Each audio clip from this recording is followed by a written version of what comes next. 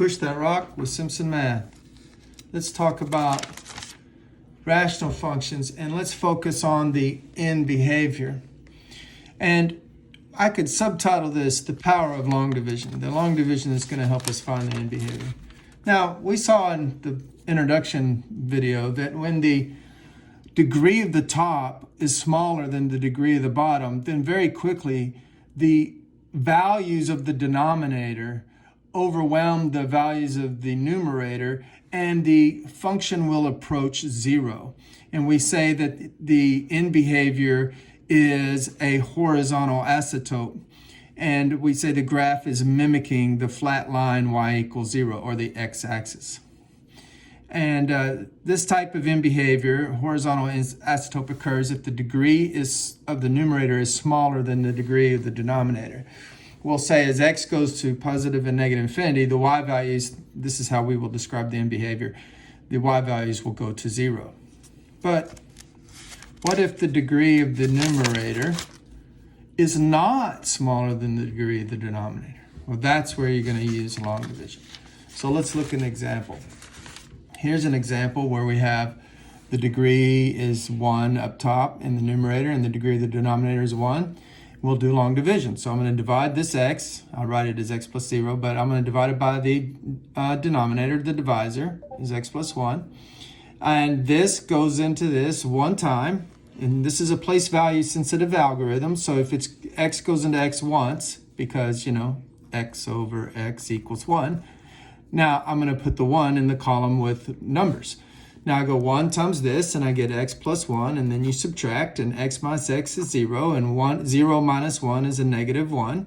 And that means we can rewrite this function as 1 minus or plus a negative, either way you want to write it, this remainder over the divisor. So this function can be expressed as 1 minus 1 over x plus 1. And now it's easy to see if I'm going to look at large x values, and by large I mean far away from 0. So this is technically small because it's a negative, but it's far away from 0. So, and I chose 99 because 99 plus 1 is 100, and I can see that 1 minus 1 over 100, 1 minus 1 over 100, well, that's going to be 0.99, very close to 1. Oh yeah, it's 1 minus, as this gets large, we already know this is going to 0 because the degree up top is smaller than the degree of the denominator. So this is headed towards 0, so we're going to be headed towards 1.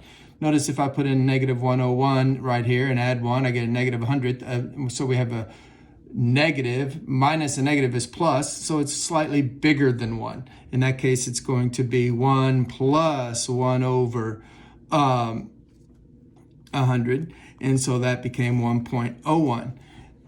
But we knew that this expression was going towards 0 as x goes large or far away from 0. And so the horizontal asymptote is going to be flat again, and it's going to be y equals 1. Now, it's not always a flat asymptote. Let's look at the graph right quick before we talk about another example. So we saw that when we put in large numbers, it's close to 1. Well, it doesn't even have to be that very large of a number.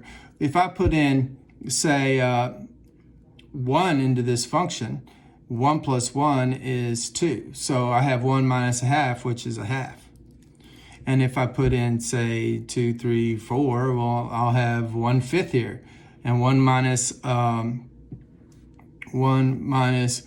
1 over 5 is 0.8. So it's about right there.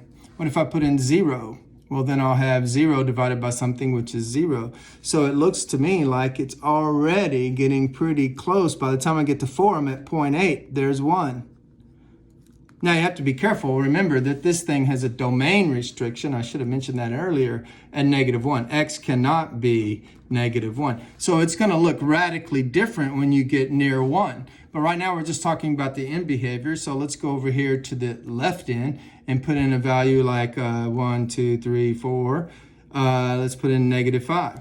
If I put in -5 plus 1, I get a -4. So I get 1 minus a negative 1/4, so that's 1 plus a fourth, so I'm just at 1.25, so I'm about right there. So we already see that it's already close to 1 again. And oh yeah, it's just going to be going down to 1 on this side. So, you know, something's happening in the middle. I guess I could show what it is, and you may already know. It's going to look something like so. But what we're talking about right now is the end behavior, and the end behavior is flat. But it's not going to 0, it's going to 1. Will it always be 1? Well, no, it won't always be 1. It was 1 in this example because we got 1 here. So, the power of long divisions. Nice.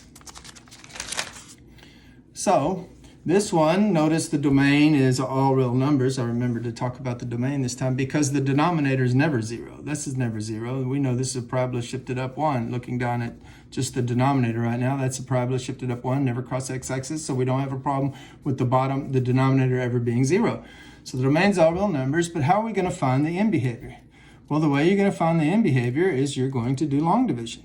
We're going to divide. You know what? Before we do that, let's try to reduce it, because you know you can avoid long division if it reduces. All right, so we'll try to factor the top. Let's see. You know, this will factor by grouping, so I'll factor by grouping. If I take out an x squared from the first group, I get x minus 2. And then if I take out 3 from the second group, I also get an x minus 2. So that's convenient. It factors by grouping. I mean, if it doesn't factor by grouping, you might try synthetic division or whatever factoring methods you know. Then I'm going to take out this x minus 2. That's going to give me an x squared when I divide x minus 2 into the first term. When I divide into the second term, I get a plus 3. And I see, oh, it does not reduce. It does not reduce. But I should always think about reducing first, because that would save me a lot of hassle. If it were to reduce, then I would just have a polynomial to graph. And we got good at graphing polynomials in the last 2 weeks. But since it doesn't reduce, we'll do the long division. So we'll divide the denominator. I put a place value in for the x term, but we'll divide the denominator into the numerator. That's what you're supposed to do. The numerator is the dividend, and the denominator is the divisor. And x squared goes into x cubed. How many times does x squared go into x cubed? Well, it goes x times when you reduce. So I line the x's up, and I multiply x by x squared, and I get x cubed, and I multiply x by 0, and I get 0, of course, and I multiply x by 1, and I get 1x. And then the next step, of course, is to subtract. That goes away. Negative 2 minus nothing is a negative 2. 3 minus 1 is 2. Got to watch out, that minus step can be tricky. Then you bring this down. Now I ask myself, how many times is x squared going to negative 2x squared? Got negative 2x squared, and I'm dividing by x squared, and that's going to give me negative 2. So the answer is minus 2.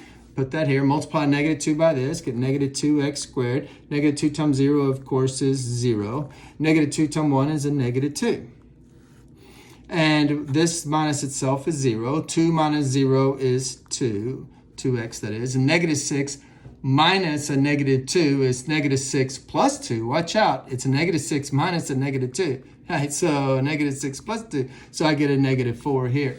What does that mean? Well, that means that this can be rewritten as x minus 2 plus the remainder 2x minus 4 over the divisor x squared plus 1. So we already know, look, this degree is smaller than this degree. So where is this going as the x values get large? It's going to 0. This is going to go to 0. So what's the function going to start to look like? It's going to start to look like this slanted line. This is a line with a slope of 1 and a y-intercept of negative 2. But only when the x values are far away from 0 and the x values are big. See, let's look at it. This is x minus 2, and let's make this table the remainder part. And let's pick values that are kind of far away from 0. Let's just pick 6. 6 minus 2 is 4, okay? But when I put 6 in for x over here, I get 12 minus 4, which is 8, over 6 squared is 36 over 37. This is tiny. So the output is going to be 4 plus this. Remember, it's the x minus 2 plus the other part. So 4 and this tiny fraction. What about at negative 6? What if I put in negative 6? Well, negative 6 minus 2 is a negative 8. And if I put negative 6 over here, well, then I'm going to get negative 12 minus 4 is a, negative 12 back up 4 is a negative 16. But again, on the bottom, I get 37 because it's squared. Negative 6 squared is 36 plus 1. But that's still, even though it's slightly bigger numerator, it's still about, negative 16 over 32 is a half. That's about a negative half. So it's a negative 8 plus a negative half. So it's not that far away from just negative 8. So the graph of the whole rational function is not that different from just the graph of this line. So let's look graphically. So I have here the line y equals x minus 2. I have it right there. So let's look at it. I already put in, if I put in 0, all these x's go away. I just have negative 6 over 1, so I have a negative 6 here. So I need to get a green pen. So I already plotted this point. But we know that over at 6, let's find 6. 1, 2, 3, 4, 5, 6. We were supposed to have a point that was 4 plus just a tad bit. So I'm going to go up 1, 2, 3, 4, and just a tad bit.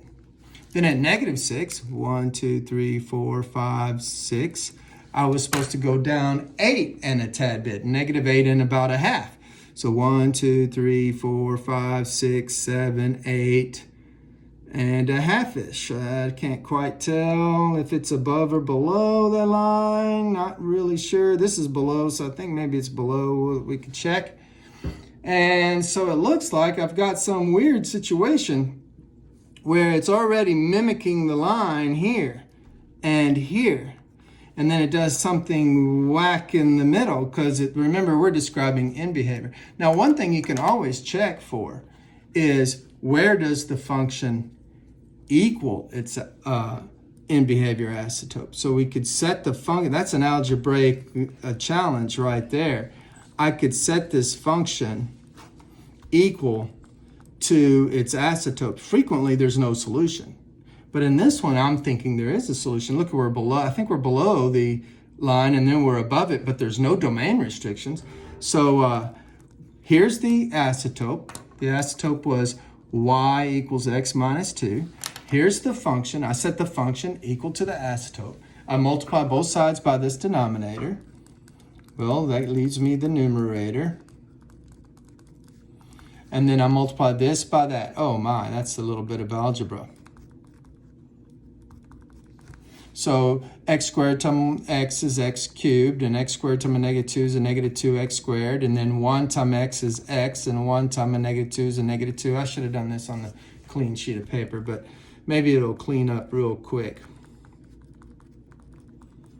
Oh yeah, if I subtract the x cubes off, they're gone, okay? Look, if I add 2x squared over to this side, it goes away. If I add it to that side, it goes away, so it's gone on that side. So I'm left with, this cleaned up pretty nice. I'm left with 3x minus 6 equals x minus 2. Well, I'll subtract this x from that and have 2x. And I'll add the 6 over there and have 4, and then x equals 2. So the two curves meet when x is 2. Oh, so when x is 2, the line has a root. See, it's x minus 2, so 2 minus 2 would be 0. I should have put my scale on here. You should always have scales on your graphs. But I just showed that the curve and the line meet each other at x equals 2.